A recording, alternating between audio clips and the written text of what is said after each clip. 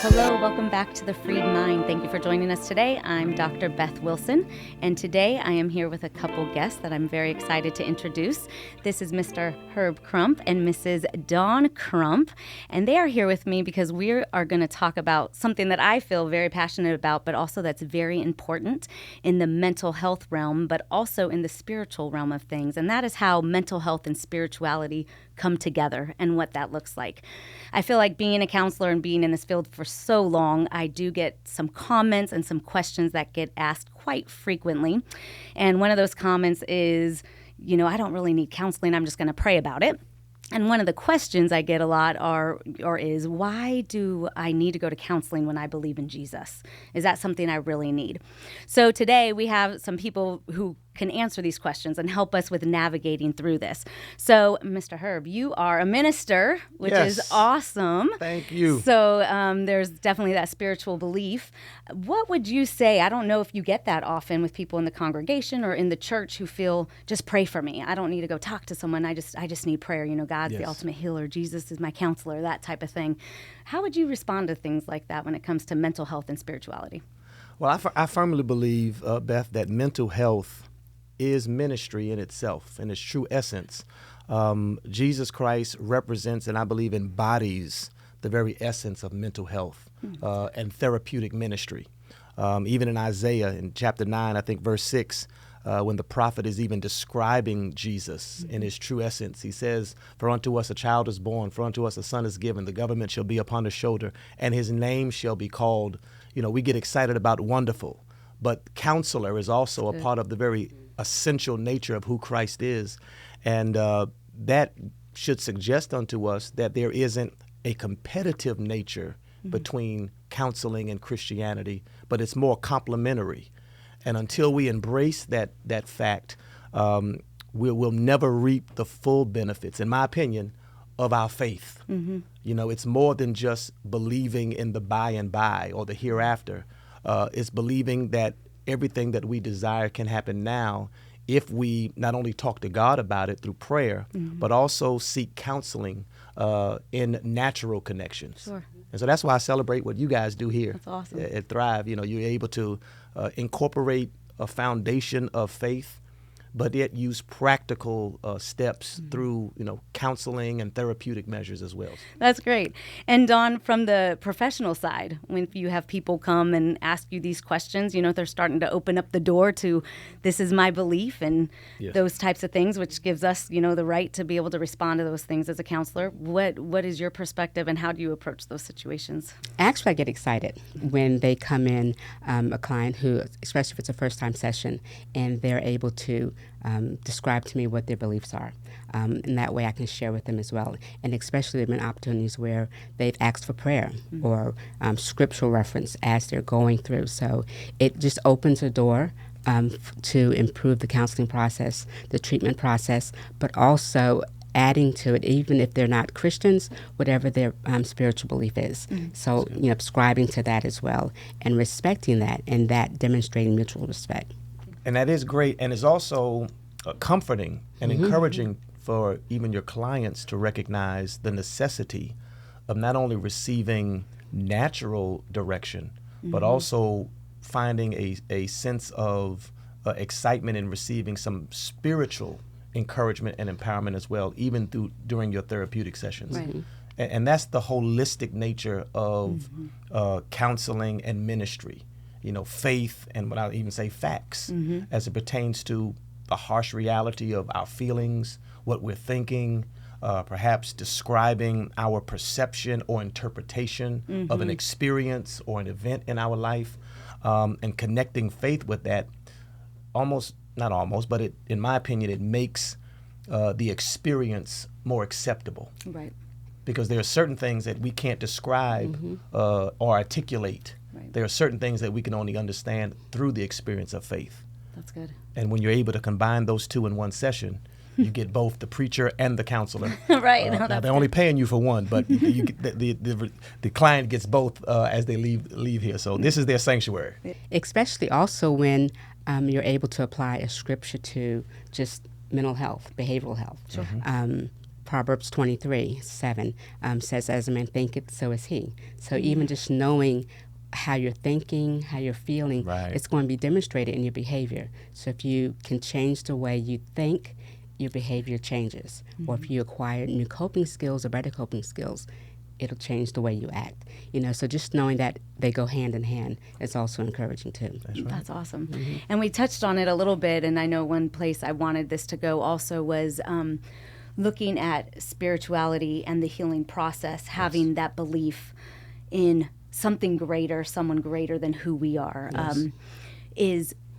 Would you all say, and you could speak from just knowing people within the church and of course Dawn professionally, that you see a different response in the therapeutic process, or when people are in this healing process, would you see a different response from them if they do have a belief system? It gives them hope. They understand, they recognize that whatever they're experiencing right now can be temporary, but it also, there's a reality to it also saying that, it is what it is, and it's okay. We can move forward, but it gives them hope to know that I do believe in something. I do believe there's a better day. I do believe that there's another way to think about it, or change the way you think about it. So I think it just ultimately represents hope and faith. Faith without works is dead, so it just allows them to incorporate their beliefs with actual practice of therapy. That's good. And the hope factor is encouraging. It's motivating. It allows one to embrace the reality that I'm not alone in this. And Jesus' ministry demonstrated this. Even Jesus Christ, we celebrate what we consider the highlight moments of Jesus' ministry: walking on water, raising Lazarus from the dead, going to the pool and healing the lame man who was there 38 years, all of that. But I would suggest that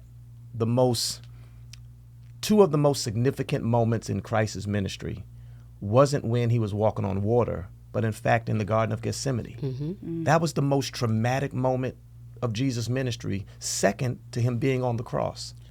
And in both of those instances, he sought hope from a higher power, his Father.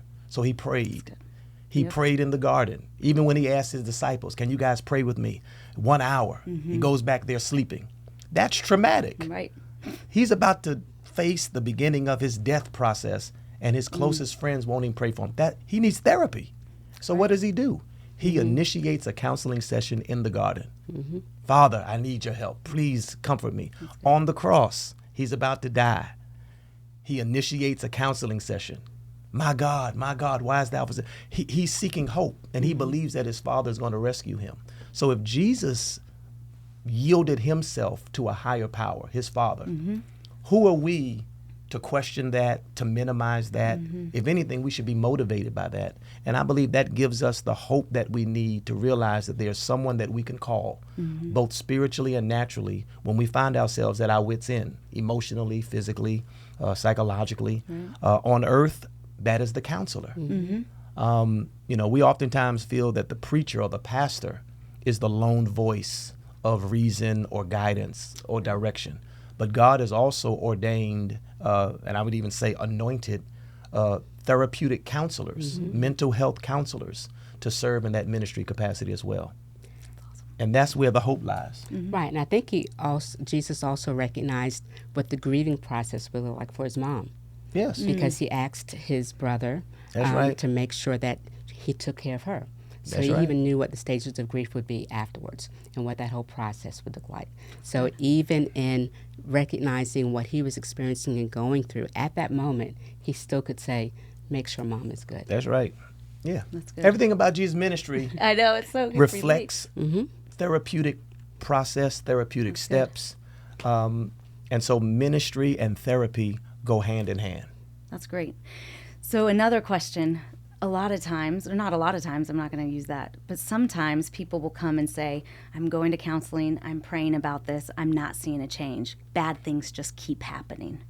Why is God letting this happen to me? I worked through this and now this person died, or this happened to me. What are some strategies or some things that we can say to those individuals? Because there's counselors here too who may not have that faith base that we have, or that even their client has. but a response to that, even if they don't share that faith, how can someone respond to that individual of just bad things keep happening to me? Why is God letting this happen? Yeah, well, the harsh reality is whether you're a pastor, a counselor, a husband, a wife, a father, mother, no one has all the answers. Right. And so I would suggest that you never feel guilty when you have to just simply honestly say, I don't know. But the other reality is that, teaching the balance of life. Every day there will be challenges. Every day we will experience obstacles. But it's our faith, it's our hope, it's our strength through the knowledge of God, through experience or through the studying of His Word, that gives us that inspiration and motivation to continue to persevere.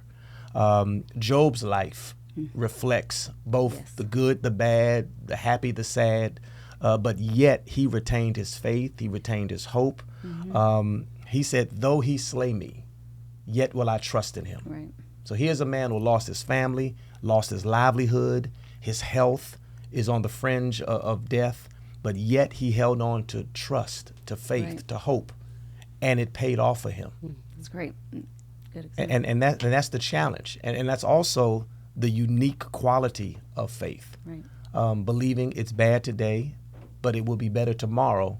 But like the Hebrew boy said to Nebuchadnezzar, but if not, I still trust in God. And believing that the outcome is always what God has already ordained, and embracing in that. And I think that is the peace that surpasseth all understanding. Absolutely. I think also being in the moment, being intentional with that person, letting them know it's okay to grieve, it's okay to be upset, it's okay to question, it's okay to be angry, to wonder, but like we said earlier, just so that they know they're not alone. So even if it's just being with them there in that moment, allowing them to express themselves and recognize, I understand how you're feeling. You may not know that exact pain, but you can relate to the pain. Right. We don't have all the answers. We can just continue to encourage and instill faith.